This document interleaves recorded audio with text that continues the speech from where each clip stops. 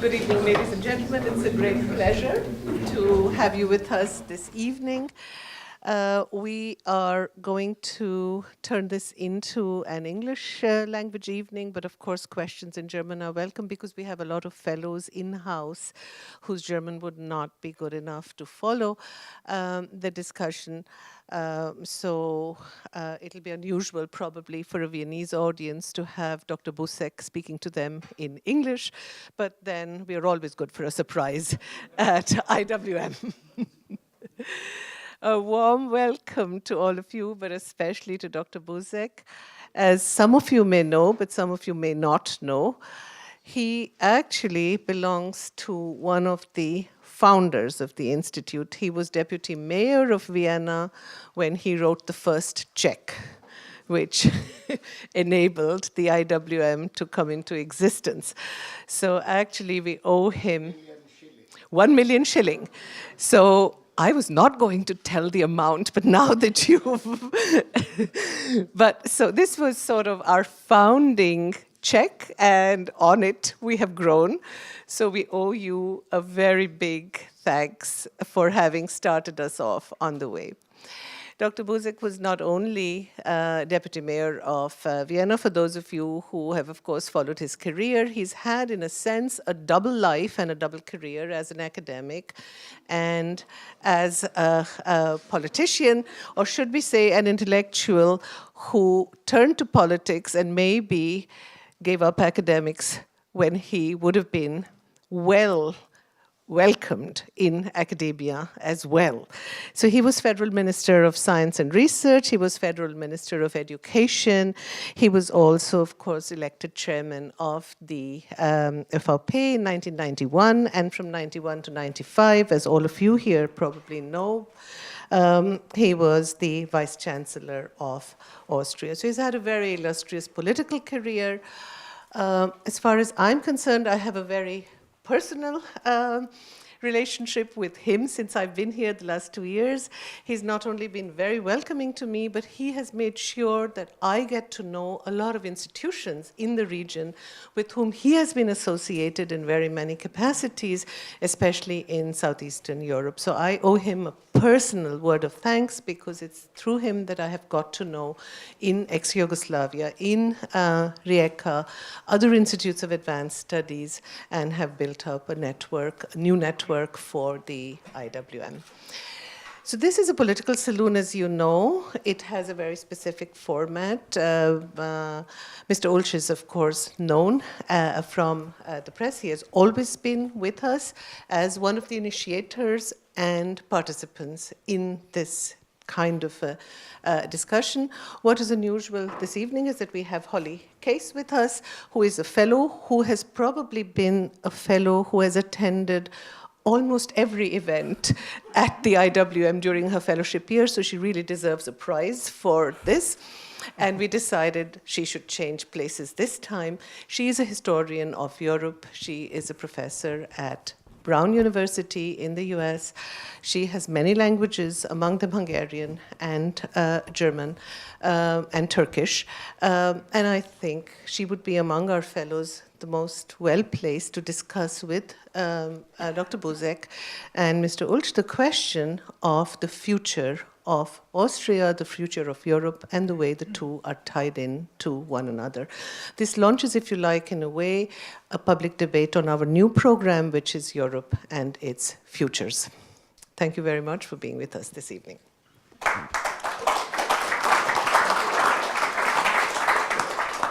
Well, the stage is yours, Mr.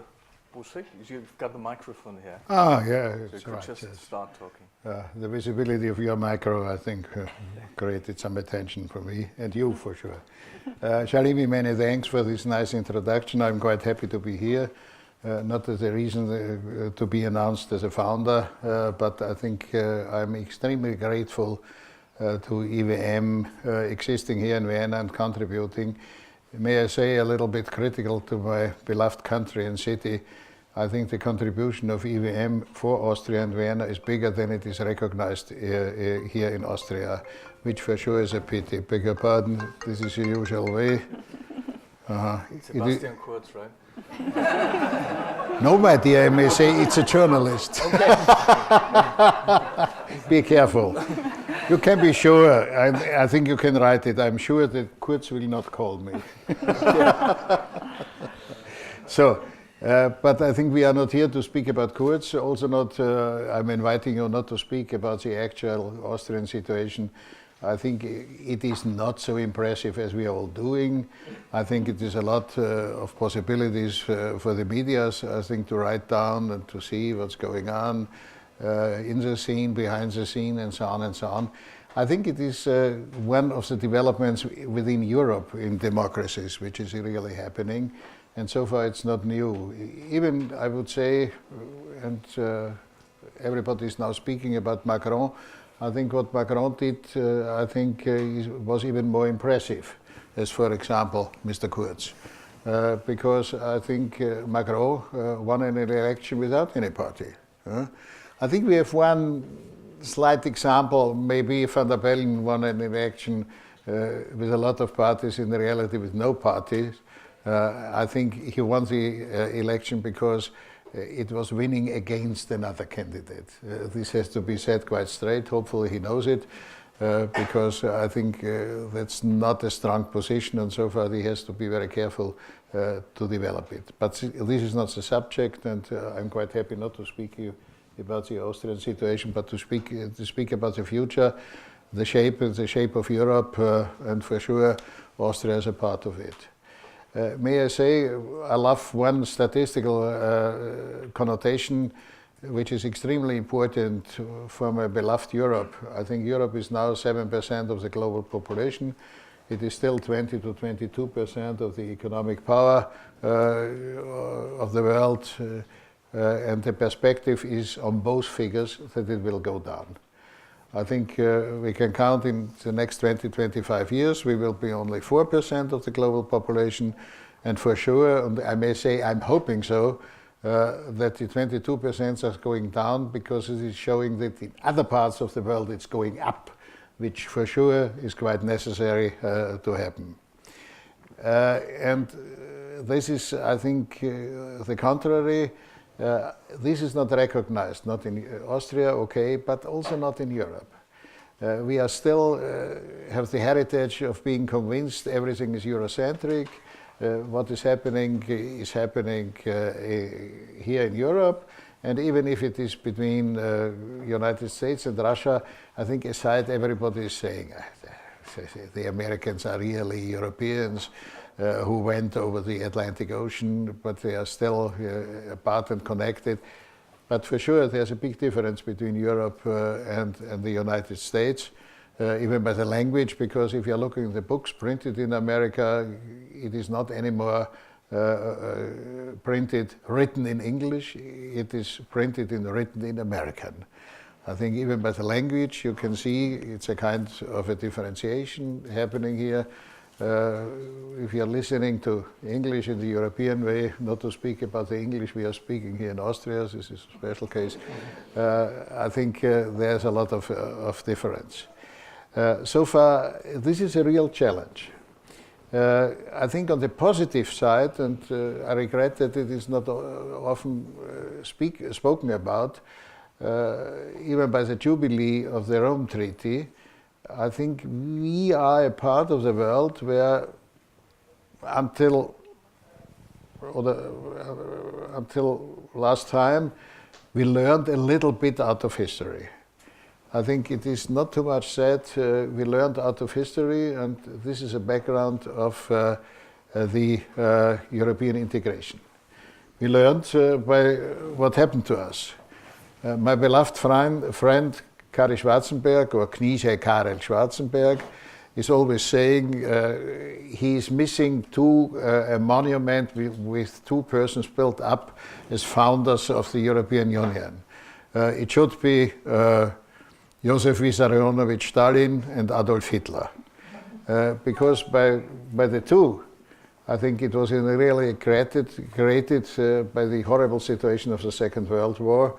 And I think here, that's the first point I want to fix.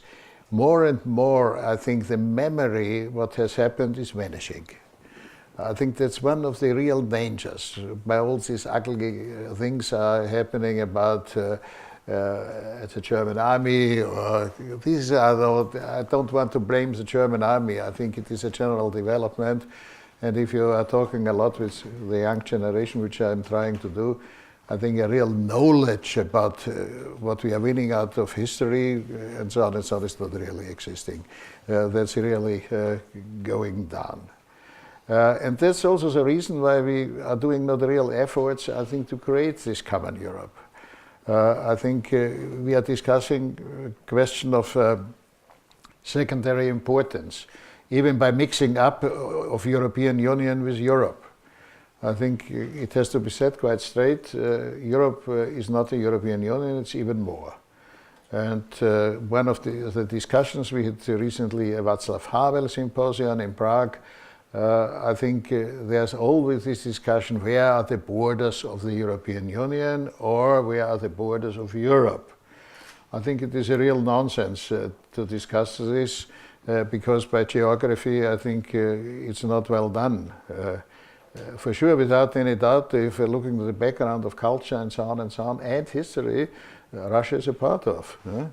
And also this nonsense, must it be a Europe from Brest to Vladivostok, or only the Ural, or without the Russians, is also a nonsense, because a decision, I think, looking to Europe is a decision which is done by inner values, is done by inner experience, and not by geographical borders. I think the next remark I'm doing is what is happening in Europe now is really dangerous, the reinventing of borders. And here I'm very critical on the academic section of the European population. I'm really critical to the intellectuals. I think here there should be more criticism that we are discussing borders. I think the real development of Europe was created that we were sizing down the borders, putting them down the borders. No, we are all discussing, I think, the borders. But it is maybe a story of political success. Austria closing the Balkan route. I think this is creating borders. With crazy events, I think in my institute, the Institute for Danube Region and Central Europe, we had the Foreign Minister of Macedonia as a speaker. It was extremely nice. He was saying he is not understanding why Macedonia is not a part of the European Union, because Macedonia is protecting the Europeans by looking to the borders. I was in the chair and I was asking him, against whom have you protected? Are the Greeks no Europeans? I think he didn't answer the question because it's a silly question, by the way. But here you can see that the things are really mixed up. And I think we have a real mixed up. We are not doing really distinctions. I'm feeling on the nerves to some of my listeners. I'm always saying nobody knows the real importance of the word of crisis. Crisis is coming out of the old Greek language. It's coming from krino, and krino means to judge and to decide. And what we are really not doing is the consequence of crisis, to judge and to decide. I think the discussion we have on this is very much in limit. It's going on the surface and not deeply down what is here really necessary. So my first point was to look at whole Europe. Second, to look to the connections of Europe outside and also the needs on both sides. I want to use an expression which was brought up by Johann Baptist Metz. He's a political theologian, and he said what we really need in our time is empathy and compassion. And here he is totally right. What we are missing in the current situation is empathy, to have a feeling for the other, to know the other, and compassion is I think not compassion in the sense that we are all deeply impressed and are serving and putting the heads down. No, that we are able, I think, to form together with others here for sure the way. Let me make a short remark on Austria. What concerns me very much, and I think I have the feeling that it is also my job in the next time, Institute for Danube Region Central Europe. I think after a very good time, downfall of the Iron Curtain and for Austria, and we gained a lot out of this. I think not only culturally and by connections, I think even economically. I think the richness of the country, which is still existing, was created by the fact that the Austrian enterprises invested outside. And if you are going through the cities of our neighboring countries, I think you have a feeling to be partly in an Austrian city, because I think all the shops and so on are existing are from here. And I think we have also a lot of chances by this, even in chapters where we are weak. I had yesterday a long discussion with the city councillor for the hospitals, and she was quite clear, because I was very much pressing her in this direction. I think we can close our hospitals if we have not those coming from other countries to us. May I say, the young doctors, I'm the chair of the University Council at the Medical University, 60% of the young doctors are coming from our neighboring countries, 60%. So far, I think we have not enough doctors. We must educate more. What is not really sad is that a lot of Austrian doctors is going to Switzerland and Germany because they are better paid. I think the problem is easily to solve. I think to pay them more. That's really working practically. And I think we are very much depending on this integration here in a very good way. And it has to be said quite clearly, and there's another statement to the actual question concerning migration and asylum seekers and so on and so on. I'm really convinced that we have managed the problem of the asylum seekers and refugees and migrants and so, I think, in a quite a good way. Partly politicians and the government with its responsibility, but also, I think, by the citizens. I think this has to be said. It impressed me very much in a certain time as I went to Hauptbahnhof, to the main gare here in Austria. If you can see, there were people coming and saying, what can I do? They were not very much asking what is their job or their function. They did something for the others, and I think in this way it's still working. And we are gaining a lot.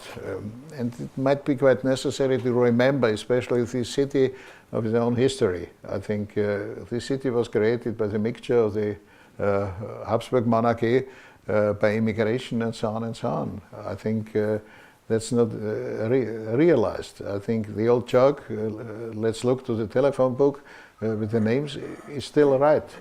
I think, but there is no conviction, there's no thinking about this, what are here the real sources and so on and so on. And if I'm meeting all the Sobotkas, Klavichniks, and so on, I think here you can see it. This is the outstanding result for sure in these countries. Therefore, we have continued this. And I think this is the shape of the future also for Europe to manage it. I think we are not going deeply in, and we are not transforming our education in this direction. I'm still chairing an association for in Southeast Europe for history books with the aim of mutual understanding. I may tell you, I think we produced 6 volumes looking to the presentation of history in the countries of the Balkans. I think it is a real horror. Okay. Everybody is saying typical for the Balkans. I think I'm inviting you to look to the history books of other Europeans, also Western Europeans, Central Europeans also. And again, it's coming up. Great Britain first, and so on and so on. And still my friends in England are saying, if they are going to the continent, I'm going to Europe. Yes. They are not in Europe, they are going to Europe. Here you can see this is a general problem for sure really existing. And as one of the results, and on this I'm concentrating, what I'm doing for the rest of my life is, we managed it, by all my deep respect to foreign policy and what the government did and so on, I think we have now the situation that we have difficulties, a little bit more, a little bit less, with all our neighboring countries. We managed to have tensions with them. Austria. Austria, Okay. yes, which is not understandable. We had a better situation after the downfall of the Iron Curtain. We had even partly a feeling that we are responsible, I think, to help them and so on. Now I think every issue is on distance. I think I want to be fair. If border control is coming up again, then the Austrians are against, because it costs time to have to show there are waiting lines on the highway and so on and so on. But that we are doing the consequences in general, it's not only necessary to move quickly over borders, which are hopefully not so much existing. I think we have to do everything, I think, to cut the borders, to bring them down, and so on and so on. And in this direction, we have not a very good discussion for sure here in Austria, and for sure it's also a European problem. I may tell you, I think this is a special news. We have a regulation which has the background of the European Union concerning study places in medicine. I think we had here difficulties. Since today we don't have it. May I tell you the real story? We are waiting for this for a very long time. And I did some research by my former obligations in the European Union and some connections I have. I think this was really blocked by a Bavarian being the head of the cabinet of Mr. Juncker. And he said bluntly, as long as the Austrians are making difficulties concerning the German highway and the fee on this, as long, I think, the European Union will not allow to have this regulation for the medical university. It's a true story. And on the day when it was lifted that the European Union might be difficulties on this, I think the ban on this regulation for the medical university was also lifted. I think I was really shocked. I think this is very much primitive. If you have discussion in a council of a small village where they have, by a good knowledge with each other, doing the thing, as long as you're not doing this for me, I'm not okay. But that's Europe. I think what we really not managed, I think, to have a broader view of Europe and about the necessity here for sure are existing. So I'm quite clear. I think we need a deepening in Europe.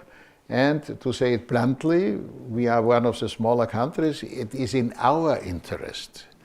And so I'm not understanding that it is not more done, not only by us, but also in general. I think to build up a group which is a pressure group in European Union for more integration and for deepening.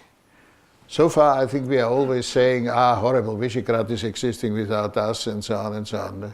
Okay, I think if they are not taking us, let's build up another group, a bigger one, with the competition, and then they might learn.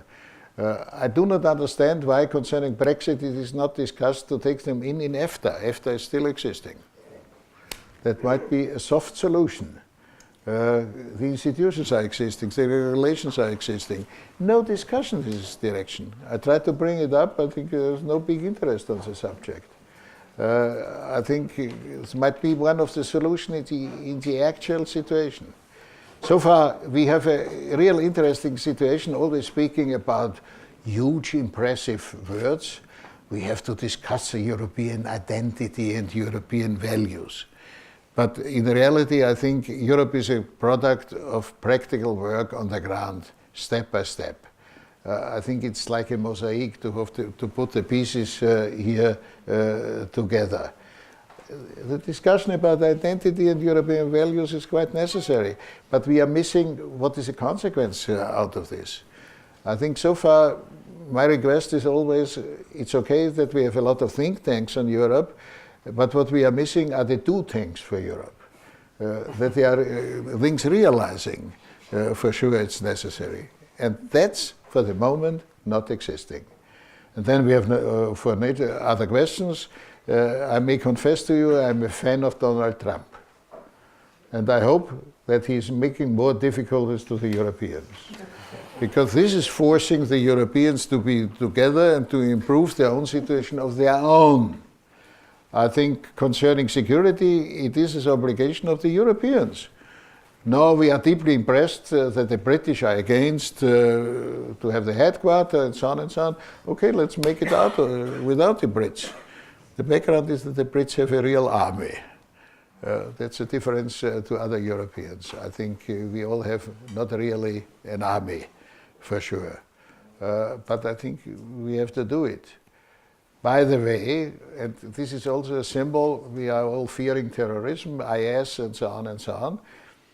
I had to work on the Balkans fighting not only corruption but also criminality. The critiques, which is always said that by police and so on, the knowledge of other countries about persons is not used. I may tell you, my very impressive what I learned here in Den Haag was that the member states of the European Union are not delivering the knowledge about crimes they know. I think they are sitting sometimes in Den Haag and have no information. They are available, but they are not given by the institutions of the different member states, which I think is really horrible. Might be the job of the European Parliament to press in this direction. That's one of the realities. And I think we have no research on this subject about the effectiveness of a lot of institutions. I think this might be the shape of the future. And what I have not elaborated by the limits of the time, I think a huge question is, it might be IWM as a function on this, to discuss the future of Europe under the context of globalization. What is the role of Europe looking to the now 7%, then 4% of our portion of peoples here existing here in Europe? I think we are still too much Eurocentric in a certain way, and I think we have to look in a broader context. So I'm quite happy that Charlene Mirandire is here, the head, because she has in her own life this perspective, and that's quite necessary. It's a real contribution, not only for Europe, but also for us Austrians. So far, many thanks, and hopefully we have a good discussion. Thank you. Thank you for... Yeah.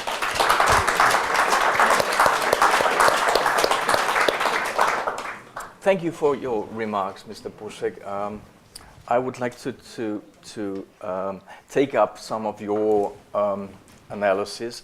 You have mentioned that the memory of World War II is certainly vanishing. What do you think could replace this memory of war as a cement for the European Union? In other words, what could the new generation of Europeans bring in to stir up some enthusiasm for this project? Because obviously, certainly there is not a lot of enthusiasm left. At least it could be seen since the referenda in France and in the Netherlands, at least until 2005, we could see that the enthusiasm among the citizens for this European project is certainly vanishing. So what could be a replacement? What could cause a new and bring in a new dynamism into this project? Mr. Ulch, you are totally right. I think there's this famous saying of Karl Kraus concerning the old monarchy and Vienna. He was saying Austria is a test station for the end of the world. Versuchsstation für Weltuntergänge. I think that's by the language a little bit better than my translation. I think the moment how we are behaving about Europe is quite the same. It is a test station for going down of everything, which for sure is not true. I think we can say bluntly, the situation of Europe, even in these parts where it's not so good as it is here, is quite better. I think we have a continent which is giving us a lot of chances still. That has to be outpointed. I know propaganda in the direction everything is good is not very successful. But you think the discourse is too pessimistic? Is too pessimistic. I think it is difficult to say you have to be optimistic. I'm commanding you. Let's do a law. Now we are all optimistic. But I think it is an obligation by intellectuals, maybe by artists, and so on and so on. I think a little bit more to point it out, and also by medias. Concerning the past, I'm squeezing through the TV stations. We have horrible collections always about movies, about the Second World War, about everything, horrible things that happened, and so on and so on. Okay, it's quite necessary, but obviously it's not working in the right direction to make a younger generation clear what horrible things here happened. Here, an analysis would be quite normal. Obviously, it's on the contrary.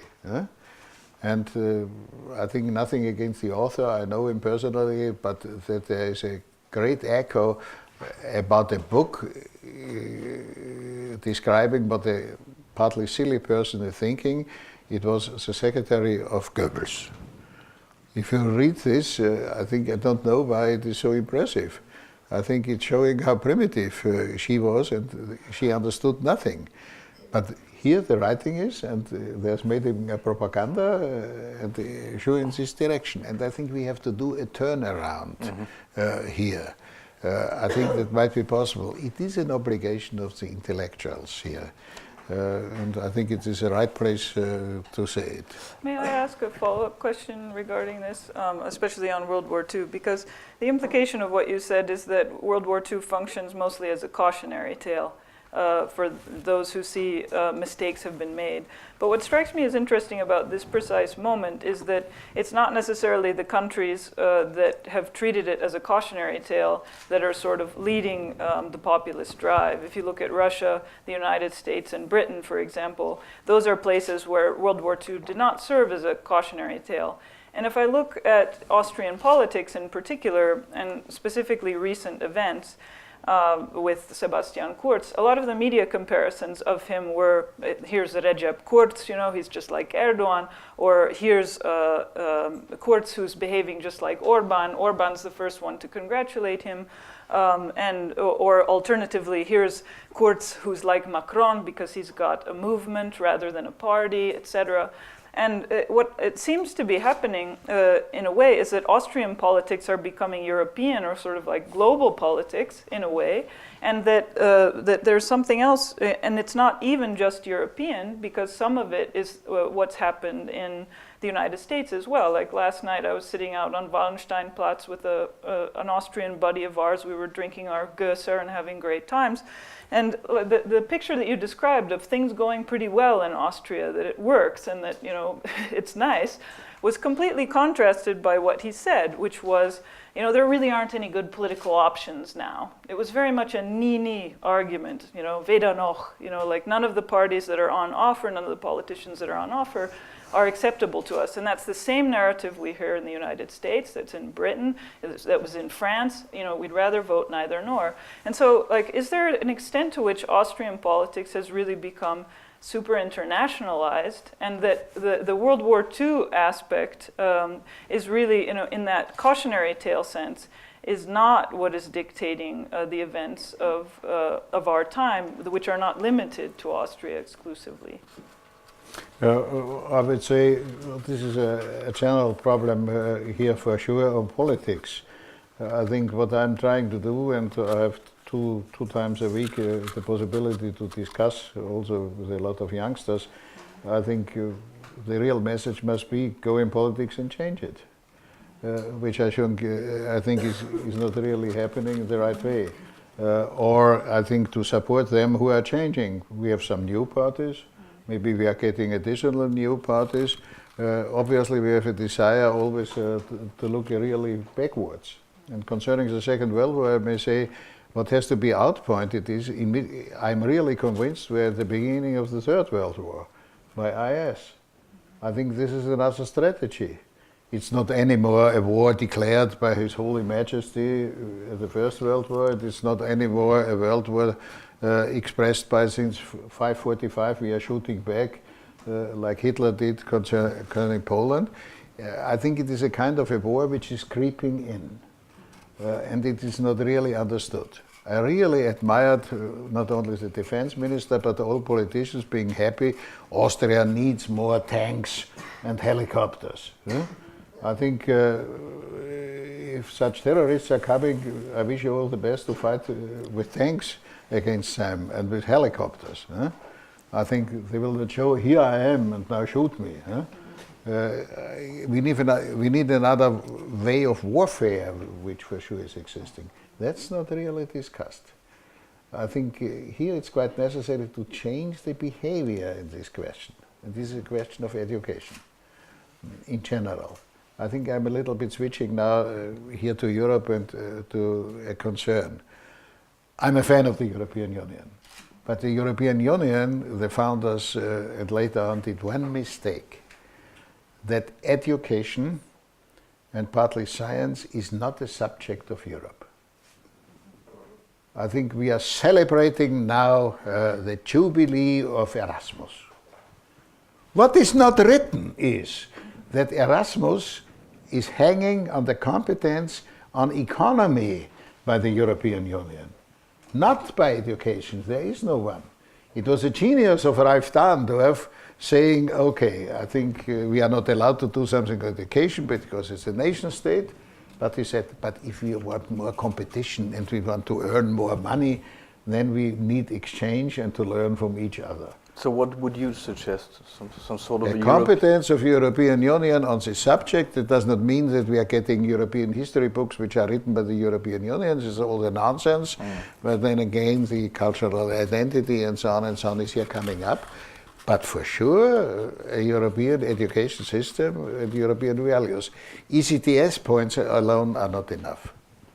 That's very nice for comparison, but this is not creating a real European development, a European background. You have mentioned that the word crisis is not properly understood. Well, Europe underwent a lot of crises in the last years, and there always was one mantra, which was, we need more Europe. So this was always the answer. It was not very specific, but it was always more Europe. And it somehow contrasts with the mood in the population, which simply does not want more Europe. So how would you suggest, as a politician, how can these two attitudes be reconciled between more and more Eurosceptic citizens and a pro-European elite, which is somehow also undermined by this general mood? Yeah, Ulrich, this is the real weakness of politicians nowadays, not only in Austria but in general. I think going around and always asking, what do you want? I think here you are convinced that every Austrian knows what has to be done for the future and what are the efforts and so on and so on. That's not to expect, because then all Austrians shall be the government and the members of the government shall retire. I think a government or politicians have to do some leadership and have to explain in which direction, and they have to use their power to lead in the right direction. So you think that people should not be asked about the European Union? Because whenever they are asked, politicians shall ask themselves no. what they really want to do. I think, okay, they want the power, but the power to do what? That's the one question which I say nobody is really asking Mr. Kurz. I think he wants to post the members of the parliament or ministers and so on and so on, but for what? Is there a heavy discussion in Austria how we are going forward? Well, no. There will be discussions in the election campaign, obviously, about this subject. For serious discussion, election campaigns are not very good, because election campaign, that's a real place for populism. But in between election campaigns, there's a time to discuss the things. And this is not happening enough. I think we have a real problem in our education system, I think, to build up the next generation for the challenges which for sure are existing. And that's not really happening, the discussion about.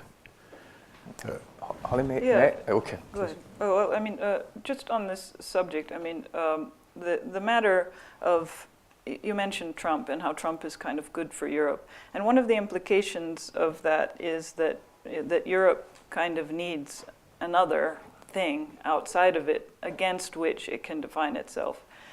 And I think, you know, when I look at the rhetoric of somebody like Sebastian Kurz, he doesn't have the same argument that you have, but the structure of the argument is rather comparable, that the primary task of Europe is to defend its borders.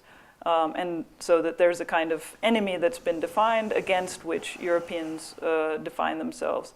And but I think what sets him apart from you is that he has never really offered a kind of sense of what the positive content that's being defended is. I mean, do you have a succinct statement of how you would cast the positive content? Because you've said, I mean, you've offered a very optimistic view of the sort that I haven't heard in a long time about what's going on, but it corresponds to a lived reality. Things are pretty good here, and people live pretty well, and it's peaceful and relatively rich country. And so how would you define that positive content that against which somebody, you know, or that is in contrast to the enemy that is Trump, or that is a kind of power that comes from the outside of Europe? First of all, I may say, in general, by this development in Austria, in this part I'm in favor of Kurz. He's breaking up structures.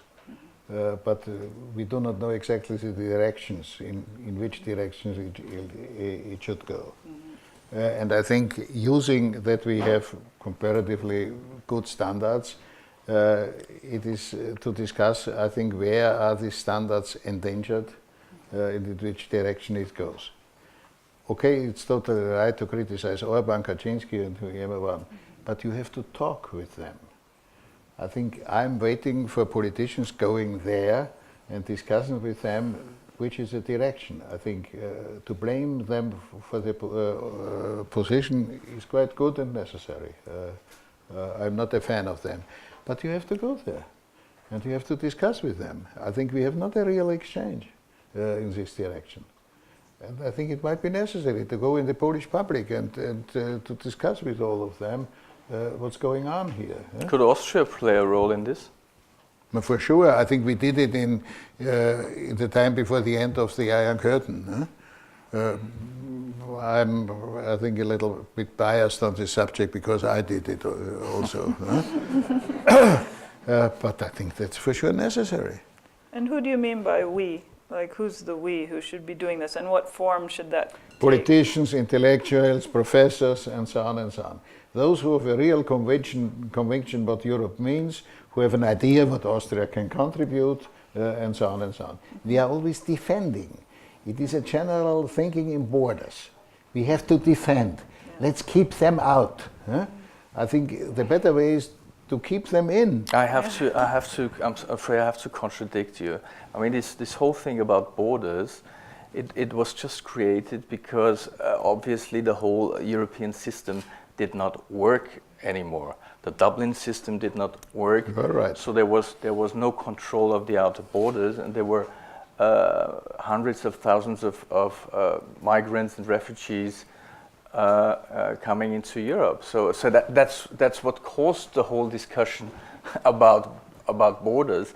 And I don't think that this discussion is about defending against some enemy. So or would you say that there is this general feeling that Europe has to defend itself against some enemy? Because I cannot see it. I go a little bit further even than you. Orban was totally right that we were not controlling the borders. Here in this point I'm not criticizing him. I think what I'm criticizing is that we in general as Europeans did not discuss how can we solve the problem. There were discussions, but it was not solved. I think there was no real proposal on this. There was this proposal of having quotas and so on. So it was the discussed quota for is months. not the solution. I think the quota, how to manage the refugees that coming. I think for sure here we have to go not with military to the countries from where they are coming.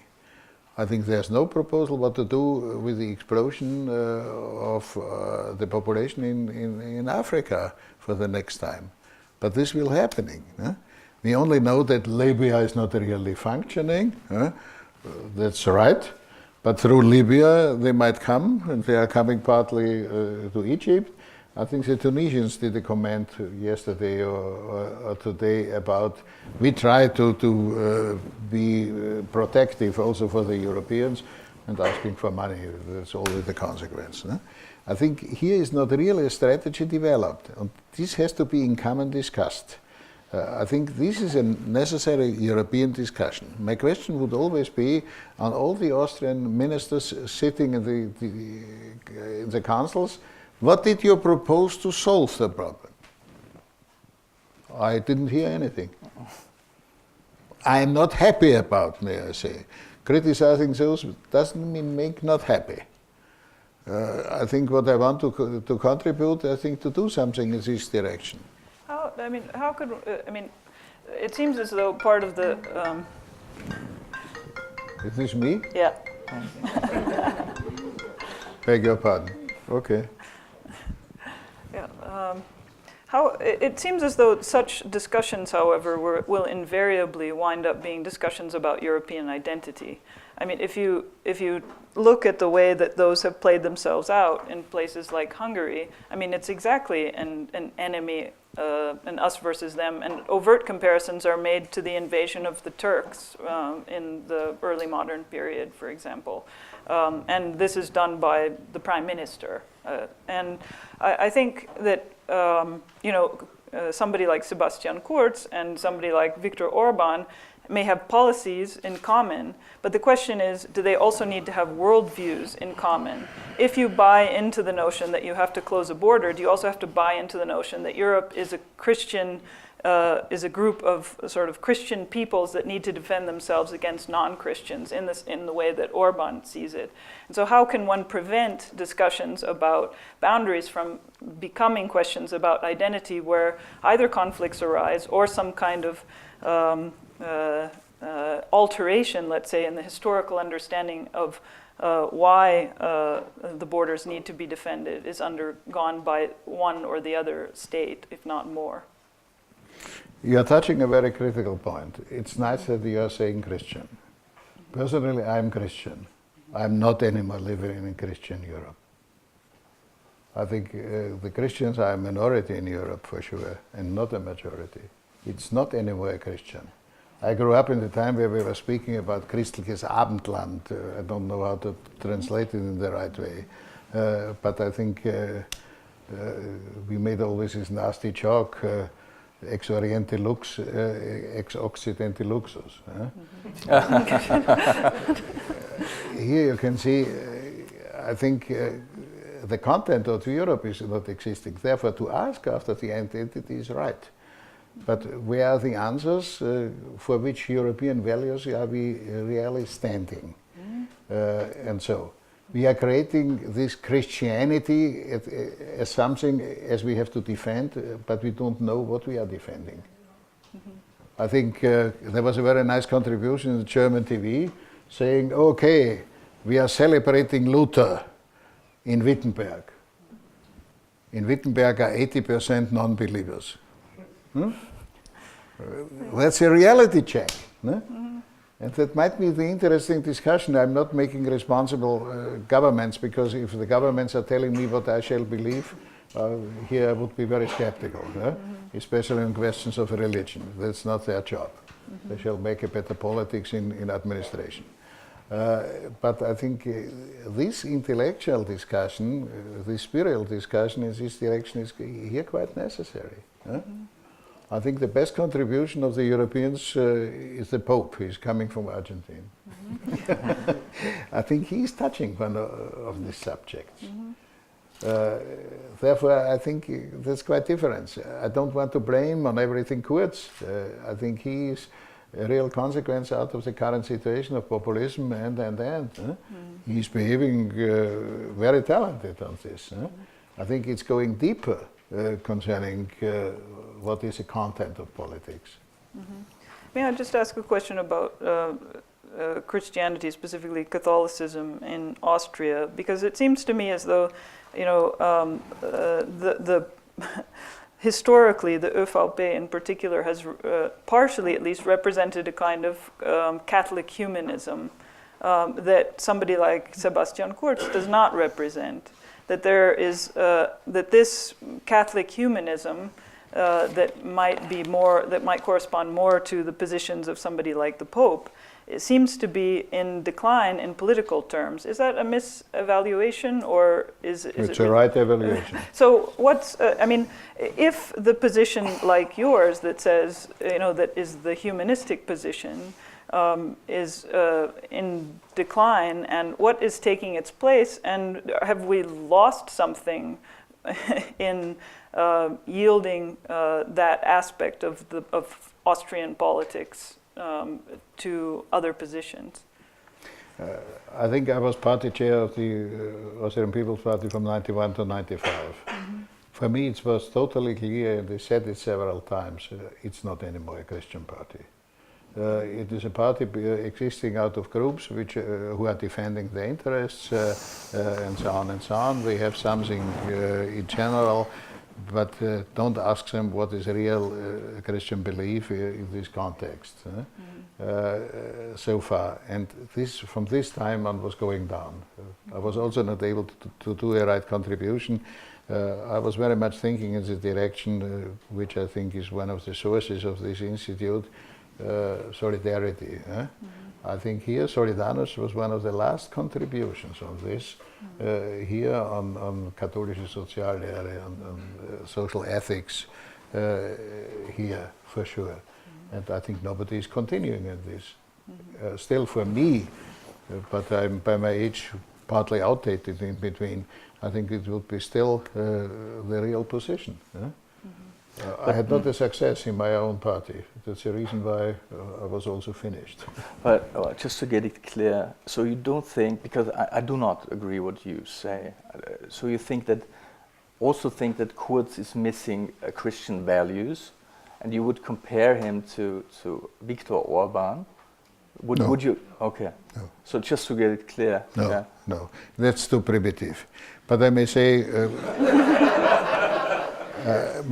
I know Viktor Orban from the beginning, and I have to confess I supported him in founding his party. And I think he got the first assistance by the Viennese, Austrian People's Party, and so on and so on.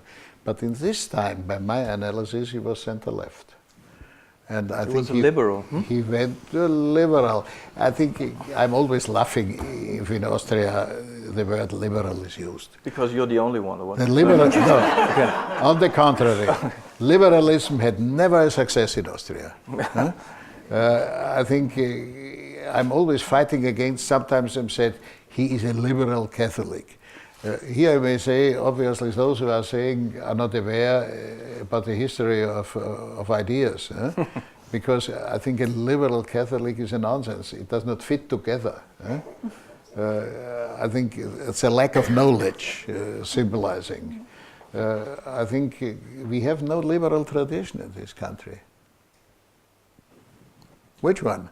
We had only for 4 or 5 years there was a mayor in Vienna who was a liberal, Kajetan Felder. The only one, nothing else. What about conservatives? Conservative, I think it's also always interpreted. I think you have to be conservative that the things are staying as they are, therefore we have to do a lot of changes and so on and so on. I think these also are a certain formula. I'm not so sure that these kind of descriptions are for our time still valid. And what are the ones that you think are particularly valid? For valid is for sure human rights. I think living conditions, for sure. for all the human beings. I think elaborating chances and so on and so on. I think we have a very rich chapter on this subject to do. I think what we are doing, this we are doing now in this discussion also, I think to substitute it by some titles. I think titles are not enough. The question is what is really done by this, and what are the real results. May I ask a follow-up on that precise point? Because you mentioned that Russia should be considered part of Europe. And I'm wondering so human rights is a term that I think is embattled. People have stopped being as confident in its usage as they were, let's say, 10 years ago. And part of that discussion is about whether human rights are for export and how are they to be propounded in contexts outside. So you mentioned, having conversations with people like Orban and Kaczynski, or for that matter, potentially Putin, right? So how should those conversations go if one is also propounding human rights? Because a lot of the discussion is, well, you can't actually mention human rights if you want to have a discussion with these people, because then you shut them down. You won't have a real conversation because they'll assume that you're speaking this language that they don't want to speak, and it's not their primary concern, or you'll alienate them, or someone like Erdogan for that matter. And so what are the ways that one effectively espouses and defends human rights, while at the same time keeping open the channels for discussions, negotiation, integration of countries that don't categorically recognize them? I may say not to discuss titles. I think it makes no sense to discuss with Orban what is liberal and so on and so on. I think you have to discuss it on special cases, on special decisions. I think point by point, that's for sure necessary. I was recently also in Istanbul. We had a meeting of the so-called Marmara Group and so on and so on. There was a deputy prime minister there, an interesting guy. He has another position, differentiated, not only a little bit from Erdogan, but he's still deputy prime minister. Even he's a very interesting person. He's a Kurd. He was with the Kurdish party. He changed to AKP. And in this meeting, he was speaking quite open. He did something at the beginning which was nice. He was speaking Turkish, it was translated. And from a certain moment, as a lot of people had difficulties with the apparatus, he was saying, I'm switching to English. Maybe it was a kind of a symbol which he did. But I think we shall discuss, in fact, what is really happening. I think it makes no sense to judge the situation in Hungary only by Orban. I have a lot of contacts on university level and with the Academy of Science. I think there are a lot of people with whom you can talk quite good. There are even institutions developing. It's not only Central European Union University, which is a bad case. I think we have nearby to the Austrian border in Kőszeg an institute existing where refugees out of the university system, not only from Hungary, I think there are also Turkish professors there and so on are existing. There are things developing here. Also, I think we are only looking to Putin. Recently I was in Moscow. It was quite interesting that some of the civil society groups told me, and they were really deeply impressed by the fact that the demonstrations recently where for the first time since the downfall of the Soviet Union, in nearly all the cities of Russia, even in Vladivostok, Khabarovsk, and so on, because that was what is reported here is always only Moscow and Petersburg. And the strong argument by these youngsters I met was, we are a generation knowing only Putin, and we never saw somebody else. I think this is a very interesting subject, and they are getting step by step. I think not everything can be right, and there must be something other like Putin. By the way, having a little bit, and we are doing eCur, this is an institution doing some research and contacts on Russia here, I think the so-called Putin system is not an ideological system. I think he is a compromiser between different groups, between the church, the army, the rest of the parties, organizations, oligarchs, and so on and so on. It is in reality not a stable system. I think we should open the floor for questions, because Mr. Busek has to leave for an appointment on time. Yeah, the gentleman over there, please. Anton Shekhovtsov, I'm a visiting fellow here at the Institute. Dr. Busek, I have two questions. One is concerning that you mentioned the European army. And the European Union has been engaged since the beginning of the 21st century, was engaged in more than 30 military operations externally, so outside the European Union. So for that, actually, you would need helicopters and tanks, because Austria is part of those operations. It's part of the European battle group. It's not part of some other structures, but still, tanks, helicopters, and other military things are needed. My question related to that: do you think that, because you spoke in favor of the European army, is there any support for the European army within the Austrian elites? And don't you think that that would be considered as an attack on Austria's sovereignty? So that's the first question. And the second question, would you comment on the so many Turks in Austria voting in favor of Erdogan's changes of the constitution? And how do you think it will influence the integration of Turks in Austria? Thank you. So maybe we take another question. Is there one? Yeah, please. Please keep it short, please. Thank you very much. I would appreciate very much if you would consider 2 points. One, the question for me as an observer living here in Vienna about 45 years, the main reasons for the creation of the European Union, what were they? They are not highlighted.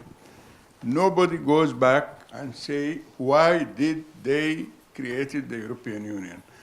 One of the points maybe the economical aspects. The other question would be, what is the outcome of the creation of the European Union in terms of the economical aspects, and particularly for Austria? How was it earlier, before it, and how is it today? To me, I believe nobody talked much about this. Even the headquarters of the European Union, they do not emphasize the positive results of what they have achieved. It is not there. There are other aspects which are the second. In that connection, what was the relationship of Europe when they were creating the European Union with the United States of America in terms of the economical competition? And how is the situation today? Because, for instance, Trump, the first factory, which to my knowledge, no president of America visited the factory which was highlighted. The first factory he visited was Boeing company manufacturing. And on the other side, when I saw that, I thought, oh, the Airbus in Vienna. And I was following earlier the struggle between the two in terms of markets. And the listening station in Bonn, and how it was playing a role to destroy the deals which Airbus was doing. These are, for me, small things. My last point, second point, is the European values. I hear it, I listen to it, but it is not that clear exactly. The dimensions of it, what is it? I ask myself, as a man coming from Europe, from America, from Africa, and my country is one of the countries, Sudan, for instance, I came from, they don't respect at all human rights. It is a military dictatorship for the last 28 years, married to an Islamic regime. And still, there is negotiation with them from the side of the European Union to close their eyes about the catastrophic things which they are doing against human rights for one reason, and they are doing it with other countries in Africa to stop the flow of the immigrants to Europe. And they are border guard now, these countries. So they close their eyes about all the problems which are connected with human rights. I'm sorry. Thank you. Thank you. So, first question was about the army, European army. First of all, you are right. I'm in favor of a European army. My argument concerning helicopters and tanks and so on was concerning for Austria in Austria. I think outside you need it without any doubt. I think our engagement was only at the Golan Heights and so on, and there we are withdrawing. I think if we are going in Golan Heights, I think to balance here the situation, you need some helicopters without any doubt. I think this is not the right question. We have not a real discussion about the European army, neither in Austria nor in the other parts of the member states of the European Union. It is for sure quite necessary. But I raised also the question, is it the European army which is helping the security situation, or do we need some other things? Because the security is more endangered by things which cannot be fought by an army. I think it's a question of intelligence. Here, if we are looking to the hackers and so on, here you can see we are getting kinds of wars which are comparatively new and are extremely dangerous. And here we are far off, I think, to manage it. I think we Austrians have one problem. This is a famous neutrality.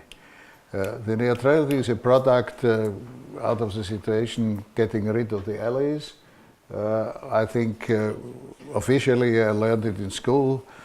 Voluntarily we declared the neutrality out of conviction and so on, but in really it was a business done especially towards the Soviet Union in this context. Not officially, but it has something to do. And it was a little bit the imagination of the Soviets concerning the Rabatsky Plan. Nobody knows anymore who was the Rabatsky Plan. It was a neutral zone going from Scandinavia with both Germanys and so on. This was one of the ideas to create a balanced system and so on. And it was an offer by the Austrians because I think we had no interest, I think, to be involved in NATO and only. I think now we are self-protecting us and think we are a neutral country. I learned in school, we are neutral like Switzerland. We behaved not 1 minute like Switzerland. I think we entered immediately the Council of Europe, the United Nations, and, which the Swiss did only step by step. And the Swiss have an army. We have no army in reality. We are only discussing, shall we dissolve it? So the Austrian army is kept by the fact that they are quite necessary on the voluntary system, on social affairs and so on, for those who are not going to the army. That was a strong argument for the decision, I think, not to do a professional army.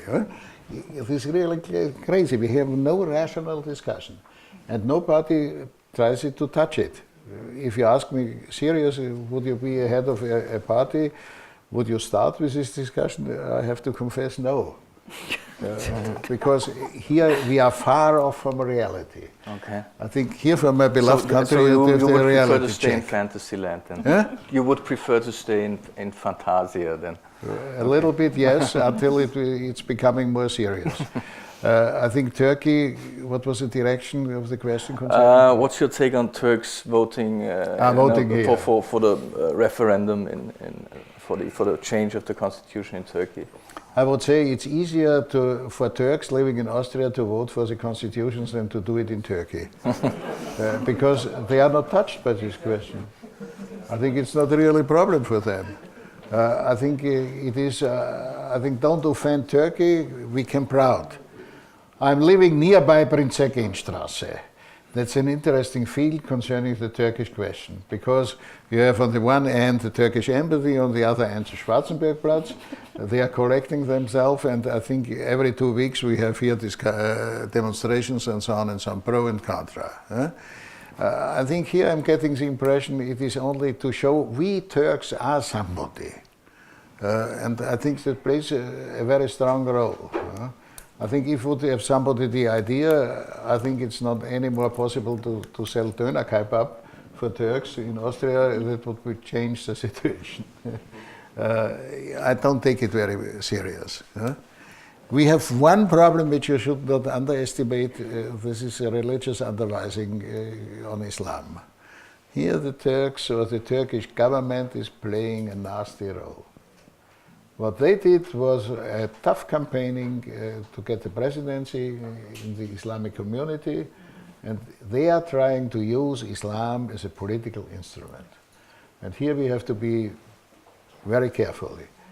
But the problem is with whom to discuss. I think there's not too much understanding. I have my experiences. I did it with several ministers of education. I think I was really shocked about the things they are not knowing. EU and concerning economy. I think for Austria and for my campaigning to enter the European Union, my impression was it was not so much the economic arguments, which would have been justified. I think at the end of the day, the strongest argument was we Austrians have always been a part of something, of the monarchy and so on, other things I don't want to mention. And I think so far we have to be also part of the European Union or the European community. I think to imagine that we are staying outside in general, that's not possible for Austrians in a certain way. But we are saying we are different. We have our own place and so on. It is a very mixed situation. It is like the famous sentence, Germans and Austrians are speaking the same language, and that's a difference. That's the same concerning being European and so on. Europe and the United States, I think this is one, for my generation, very sad chapter, because what we got is, after 1945, the Americans helped us a lot, without any doubt. I think concerning democracy, especially concerning economy, and so on. Not only the bubble gum or whatever the ideas have been here, I think it was a real assistance. And the American Library was a very important spot in Vienna for my generation. A very important spot. I think this is very much changing, and I think we should discuss also the relation to the United States or to the Americans, and also the discussion. So what the Austrians have to understand that since a longer time, no American politicians are coming anymore to Austria. I started at a time where we had visits of governors, senators, members of the Congress, that's right. and so on, visits going there, and so on. I have a close relation to Duke University in North Carolina, and we created a program. It was easy to get Austrian students there. Now it's difficult. There's not so much an interest. On the other side, I was working in this university in a European department. Closed. It's not anymore existing. There's no real interest. I think I'm now depending, and he's actually in Vienna, on a professor with the beautiful name of Malachi Hacohen.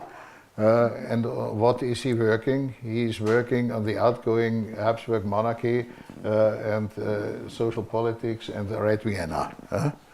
I think also the role of the Jews in the time of downgoing and respect, and so that's the only spot of interest. Is it possible that that's because Austria is now part of something, namely the European Union, and so if people want to talk to the people who are part of that, they might go to Brussels or to Berlin or whatever? And when you were talking about neutrality, I wonder if by not emphasizing neutrality, because that was what brought a lot of people to Austria as a place of negotiating, and that was part of Austria's uniqueness, is that it was a, at least the way it cast itself as a kind of neutral place where different parties could come together to negotiate difficult situations. And I think you're right that neutrality is gone, but is that a categorical good? May I say, you are a victim of Austrian mythology. Yeah. Really, I think every government tried to say we are the right meeting point between They still do. We are still doing. We are the bridge. I'm against bridges because as a bridge in Austria fell down, I had to go to Vienna politics, and it was not an easy job for me. I think we are not a bridge. We are a nice place to meet, but I think if you are really a bridge, you have to try to commute from one side to the other, which we are not doing. I think we are saying, nice, welcome, leave your money here. We are a restaurant, right? Or a hotel? For sure. Okay. Restaurant and restroom. I have to answer your question, beg your pardon. It would be concerning European values. I think making business, we are selling officially values. It's always examination by journalists. They are always asking, did you mention humanity and human values if you are discussing with Putin or with the dictator and so on and so on? How to spread it is never discussed. And I think this is a real problem here. It's not a question of the governments. It's a question more going deep down and here. And the other question is business. Business is always working. I think we are speaking about humanities and we are selling weapons without any problems. Okay, we got 10 minutes left. The gentleman in the last row would really like to ask a question, please. I'd like to take up a few points that I've heard passing by here. The first one is the motivation for the founding of the European Union. The economy was not at the center of deliberations. Right. What it was, if one takes a cool look at it was first and foremost the French policy to come to grips with Germany. The Montanunion was exactly that. And this remains a policy thread in European politics. You could put it in nasty terms, in Shakespearean terms, the taming of the bush, it would be. I carry on to economics, to a very particular chapter of economics, of today's economics, which is the currency union. Again, it was not for the good of the economy. It turned out to be quite useful and quite healthy in economic terms, but it was a highly risky enterprise given the fact that there was basically no economic advice heeded in how to do it and when to do it. And it again was mainly a French policy to kind of get to grips, is that the term, with the German problem. And now in the economic field, no more, of course, in the military field. And we see that coming back now, because now is the time to really think about how to repair the flawed architecture of the euro. And this is quite an undertaking that needs to be taken up now, because now there is the time. And here I come to, sorry, it's a little long, but the story can't be understood otherwise. Now, Austria could make a contribution if it's a meeting place. If people like to come here to discuss and to get together and discuss, it would be not a bad idea to have something like an international conference on the state of the art about common currencies, about what Mandel called the optimum currency area, because this is not altogether clear what the best way would be for Europe. And we should avoid really having another French policy. Macron sounds a little like that. Of arm twisting German taxpayers into a form of deliverance that they don't want to again create a lot of instability. Thank you.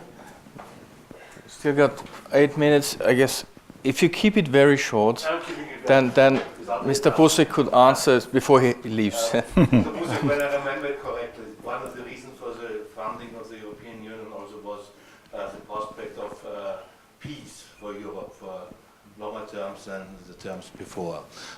We didn't mention this today, but I remember from earlier talks that you also think it was necessary to keep peace in Europe. We need a strong Europe. Do you think that a strong Europe could be developed from the European Union in the way it is functioning in the moment, or do you think we need a new movement for a strong Europe? Good. Okay, concerning the two questions, I think in general I agree what you said here, but here the conditions are changing. If the Brits are going out, it is really changing. Maybe the axis between Germany and France will be even stronger, which might create counterbalance also by different parts. If I'm listening to my Polish friends, I think they are always asking also to play a certain role because they are as big as, and so on and so on. Here the arguments are coming. That's the reason why I'm in favor for more regional cooperation. I think to build up within groups and discussions, maybe with changing partners. Because it's quite normal. In a group, in an association, I think you have different partnerships. It's not always the same. Why should it be factions? I think it should be a real way. It's sometimes, and here I'm very critical, for a very long time the behavior after the entrance of the Central Eastern countries, I think it was always a division between the Western traditional members of the European Union and the others. It's one of the mistakes.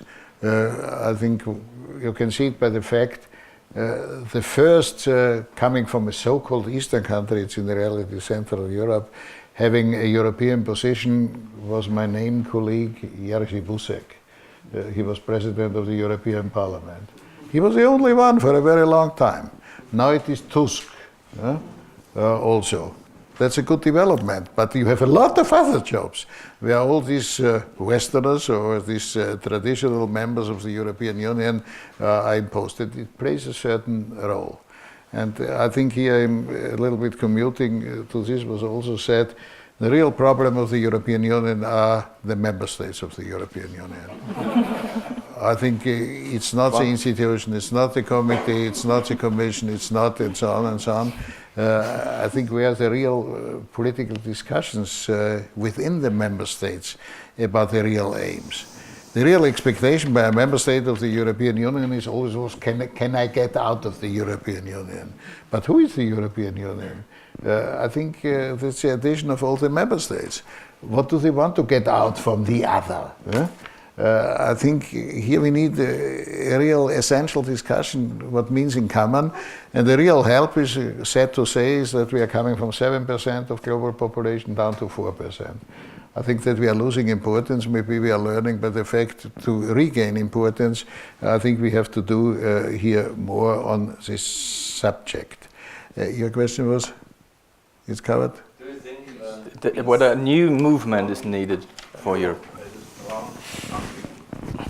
I think concerning new movements, there's always problems creating. I think what we need is another discussion about ourselves and so on and so on. It should be less Eurocentric. I think the real problem is we are still Eurocentric. We are even believing on the nation state. And I think the nation state has really no chance.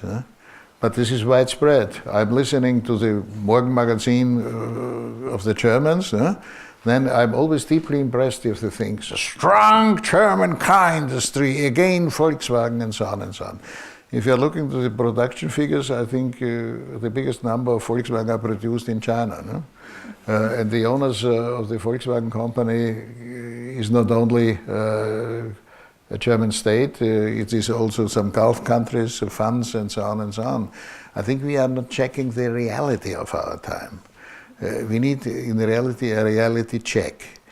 I think the real danger is that we are getting more difficult than the reality check. We are paying a high price for it, to getting the reality. This is a very less optimistic end of my contribution. Thanks for your advice of having a reality check. Thanks for coming. Thank you, Holly, and please enjoy the evening.